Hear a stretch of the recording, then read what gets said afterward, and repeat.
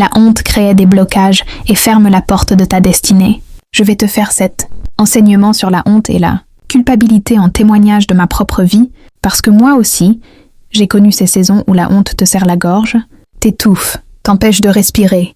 Même si j'ai toujours été une croyante engagée, au fond de moi, je portais une culpabilité sourde, une voix qui me disait à chaque fois « Tu ne mérites pas telle ou telle autre grâce.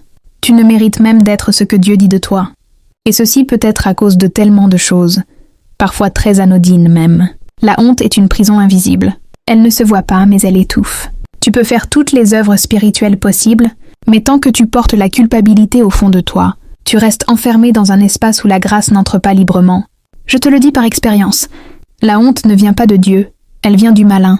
Il se glisse doucement dans tes pensées, te fait croire que tu n'es pas assez bien, pas assez pur, pas assez digne, jusqu'à te persuader que tu as été effacé du plan de Dieu, te croire que tu dois te contenter du peu. Aussi longtemps que tu te crois indigne, la prospérité sous toutes les formes va aussi te fuir, parce que ton âme rejette ce qu'elle ne croit pas mériter. Elle crée une vibration intérieure de punition, et même si tu veux l'abondance, ton esprit envoie un autre message silencieux. Est-ce que je le mérite vraiment? Et sans t'en rendre compte, tu te retires toi-même de tes bénédictions. Tu te souviens d'Adam? Il ne s'est pas caché parce qu'il était nu, mais parce qu'il avait honte. Et depuis ce jour, la honte continue d'éloigner les hommes de leur Père. J'ai connu ces moments où je me suis caché spirituellement, croyant que Dieu ne voulait plus de moi, jusqu'à ce que je découvre qu'en réalité, c'était moi qui ne me pardonnais pas certaines choses. Dieu est la miséricorde, il pardonne. Mais quand la honte s'installe, elle empoisonne ton âme. Tu te sens indigne, tu t'auto-sabotes sans t'en rendre compte, tu refuses l'amour, les compliments, ou même les réponses à tes prières. Tu veux avancer. Mais quelque chose te tire en arrière. Ton passé te colle encore à la peau, et tu deviens ton propre bourreau avec le temps. Même si tu dis Amen à la prospérité, tu vibres intérieurement dans le remords.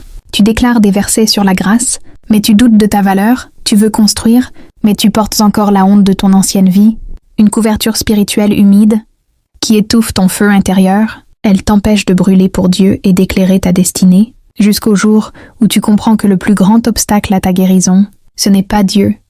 Ce n'est même pas ton passé, c'est toi.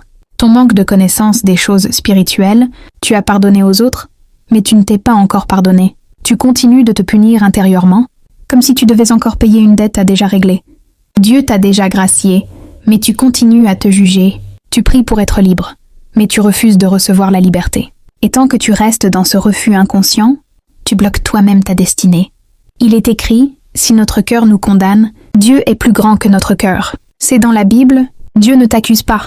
C'est cette porte ouverte que le malin exploite qui t'enchaîne. Tant que tu n'as pas accepté d'être pardonné, tu vas continuer comme un fils qui dort à la porte du palais alors que son trône l'attend à l'intérieur. Je me souviens du jour où j'ai compris cela. J'étais dans la prière, en pleurs, fatiguée de demander pardon encore et encore, et j'ai entendu cette voix douce. Ce n'est pas ton péché que tu dois déposer, c'est ta honte et ta culpabilité. C'est à ce moment-là que j'ai compris que je n'avais pas un problème de pardon avec Dieu, mais de pardon intérieur, de prise de conscience que l'on avait la grâce de Dieu, et c'était à nous de l'accueillir, de la recevoir, c'est tout. Oui, la honte se nettoie, elle s'évacue comme toute impureté spirituelle. Lis le psaume 51, ne le lis pas comme un texte, mais comme un cri. C'est un psaume de réconciliation, laisse chaque mot te traverser, te laver, t'alléger, et si les larmes viennent, laisse-les couler. Elles sont le langage secret de ton âme qui se libère. Prépare un bain de libération. Dans une bassine d'eau tiède, verse une poignée de sel naturel et quelques feuilles de citronnier, frais ou de citron vert. Le sel purifie les charges du passé. Le citronnier dissout les émotions, lourdes et le non-pardon et verse l'eau.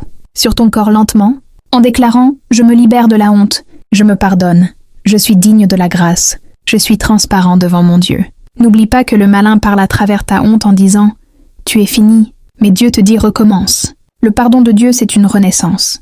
Et renaître, c'est accepter de redevenir digne.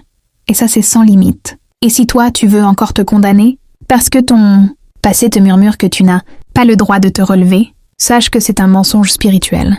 Dieu ne t'utilise pas parce que tu es parfait, mais parce que tu es disponible. Et la disponibilité commence quand tu te pardonnes enfin.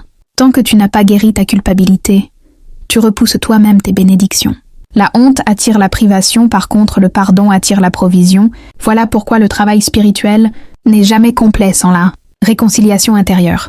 Académie spirituelle du parcours des héritiers. Une école de sagesse et de connaissance t'enseigne à te libérer de ces blocages invisibles, à guérir ton âme, à restaurer ton identité spirituelle et activer ta destinée déjà déposée en toi. Tu n'as pas été créé pour survivre, mais pour régner et pour incarner ton héritage céleste le jour où tu cesseras d'avoir honte. Ton ciel s'ouvrira et tout ce qui t'était refusé commencera à te chercher. La honte ferme les portes, mais la révélation les ouvre. Et toi, héritier, il est temps d'ouvrir toutes les portes. N'oublie pas de t'abonner, ça m'encourage à te partager plus d'enseignements spirituels.